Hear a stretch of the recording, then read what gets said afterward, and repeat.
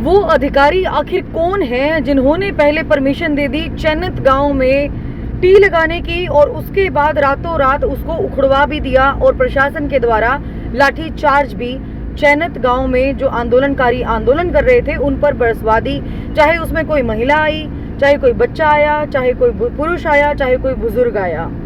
यही सवाल आज प्रेस कॉन्फ्रेंस के दौरान किया गया जब प्रेस कॉन्फ्रेंस की गई थी कमेटी के द्वारा चैनत गांव के अंदर।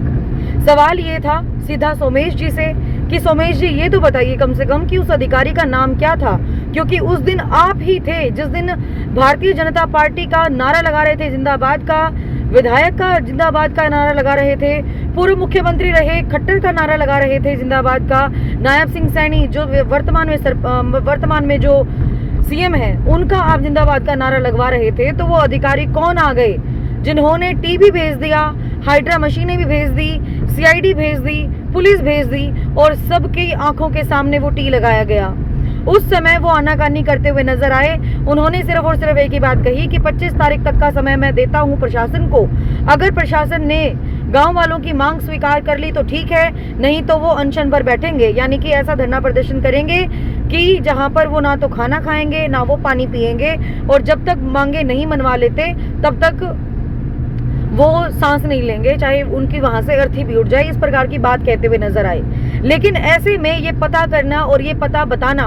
गांव वालों के लिए भी जानना जरूरी है, मीडिया के थ्रू और लोगों को भी जानना जरूरी है, क्योंकि चैनत गांव का जो मामला है वो सिर्फ और सिर्फ अब चैनत गांव का नहीं रहा, पूरा हरियाणा उस पर नजर रखे हुए है, पूरा देश इस आंदोलन पर नजर रखे हुए है। लेकिन वो अधिकारी कौन थे कि जिनके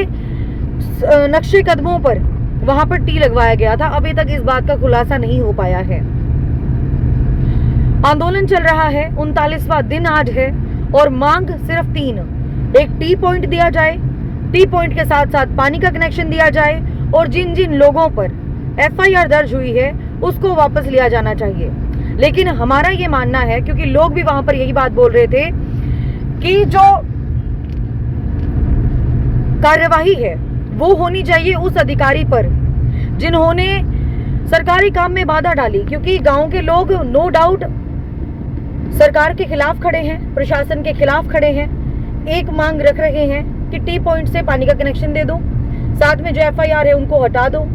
लेकिन ऐसे में कौन से वो अधिकारी ऐसे हैं जिन्होंने कहा कि टी पॉइंट बना लो और टी भेज भी देते हैं और उसके बाद अब उनका नाम उजागर नहीं हो रहा या फिर करना नहीं चाहते। उसके बाद आज बहुत बड़ा मेलोड्रामा वहां पर देखने को मिला। हर्ष शिकारा भी खुद आंसू बहाते हुए नजर आए, सोमेश भी वहां पर आंसू बहाते हुए नजर आए कि मेरी यहाँ से अर्थी उठ जाए, मेरा यहाँ पर ये हो जाए, मैंने हाँसी से चुनाव नहीं लड़ना, चैनत गांव के लोग जो कहेंगे उन वही बातें मेरे लिए सर्वोप्रिय है, लेकिन मेरे साथ धोखा हो गया है। धोखा आपके साथ नहीं हुआ, बल्कि आप अब फिलहाल गाँव के लोगों के साथ धोखा कर रहे हो, जो आप उन अधिकारी का नाम उजागर करते समय इतने ज्यादा डर रहे हो। क्या वो चंडीगढ़ के आला अधिकारी थे या वो हाँसी के अधिकारी हैं जिनका आप नाम नहीं लेना चाहते, या फिर आप अभी भी सरकार की पैरवी करने से पीछे नहीं हट रहे हैं? ये दो नाम ऐसे हैं, चाहे सोमेश की बात करें चाहे हर्ष शिकारा की बात करें, ये दो नाम ऐसे हैं जिन्होंने बीच में आकर सारे के सारे मामले का रुख बदल दिया था, आंदोलन का रुख बदल दिया था। जहां पर सोमेश ने खुद ने भारतीय जनता पार्टी जिंदाबाद के नारे लगाए थे, सरकार की बड़ाई की थी खड़े होकर मंच के थ्रू, लेकिन आज वो डरते हुए नजर आ रहे हैं उस अधिकारी का नाम लेते हुए,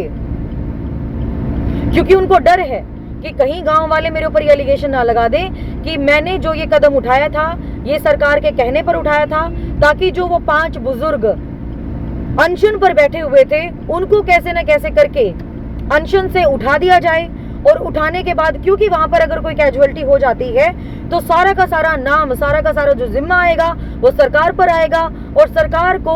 एक तरीके से सहायता राशि के तौर पर 1 से 1.5 करोड़ उस फैमिली को देने पड़ेंगे। उस समय तो बड़ा चिल्लाकर सरकार के पक्ष में इतने बड़े बड़े नारे लगाए गए, लेकिन आज जब जवाब पूछा गया और उनसे सवाल पूछा गया इसी जवाब के इंतजार में कि वो अधिकारी थे कौन, तो ना तो हर्ष शिकारा ने जवाब दिया, हालांकि हर्ष शिकारा खुद प्रेस कॉन्फ्रेंस में मौजूद नहीं थे, लेकिन उसके बावजूद भी उन्होंने नाम रिवील किसी के सामने भी नहीं किया। दूसरा सोमेश जी, जो ये जिम्मेदारी भी लेते हैं कि मनीषा वाले मामले को उन्होंने ही सुलटवाया था जब उन्होंने आकर बीच में पैरवी की थी। सीबीआई मांग हालांकि आपने देखा होगा हरियाणा लेटेस्ट अपडेट या फिर देसी पत्रकार कर्मू के थ्रू की गई थी। इस मामले में वो आकर बोल रहे हैं कि मैंने वो मामला करवाया। और दूसरी बात कि अगर ठीक है चलिए आपने बीच बिचाले करके ये मामला भी शांत करने की कोशिश की थी, लेकिन अब क्या हो गया? अब क्यों नहीं नाम बता रहे हैं आप? कौन ऐसे अधिकारी हैं जिनके नक्शे कदमों पर आप चल रहे हैं और सिर्फ उस गांव की जनता को ही नहीं बल्कि देश भर की जनता को कंफ्यूज करने का काम कर रहे हैं? आंदोलन चलते रहते हैं, लेकिन एक इमेज जो लोगों के मन में पनप जाती है वो शायद उसको कहते हैं कि जिंदगी लग जाती है उसको संवारने के लिए। इसी वजह से कि आपने अगर एक बार अपना नाम खराब कर लिया तो लोग सालों साल बात याद रखते हैं कि किस वजह से इस व्यक्ति को आंदोलन में नहीं बुलाना चाहिए। वहां पर भी दबे मुंह यही बात चल रही थी कि अधिकारी कौन थे। हमने बात की थी जी, हमारे सामने सीआईडी वालों से बात हो रही थी जी, हमारे सामने हर्षिकारा से बात हुई है जी, लेकिन हुई किन के साथ है? इस सवाल का जवाब अभी तक किसी के पास भी नहीं है, क्योंकि ये सिर्फ और सिर्फ एक बवंडर रचाया गया इस आंदोलन को लेकर कि इस आंदोलन में जो 5 अनशन पर बैठे हुए बुजुर्ग हैं उनको कैसे न कैसे करके हटा दिया जाए, अनशन से उठा दिया जाए और उसके बाद दोबारा उखाड़ देंगे टी। तो क्या सरकार की दलाली कर रहे थे सोमेश और हर्षिकारा, या फिर वो सचमुच चैनत की जनता को लेकर चिंता की स्थिति में है? ये सवाल मैं आप लोगों से पूछती हूँ और इस सवाल का जवाब आप कमेंट बॉक्स के माध्यम से जरूर दीजिएगा कि वो अधिकारी थे तो थे कौन।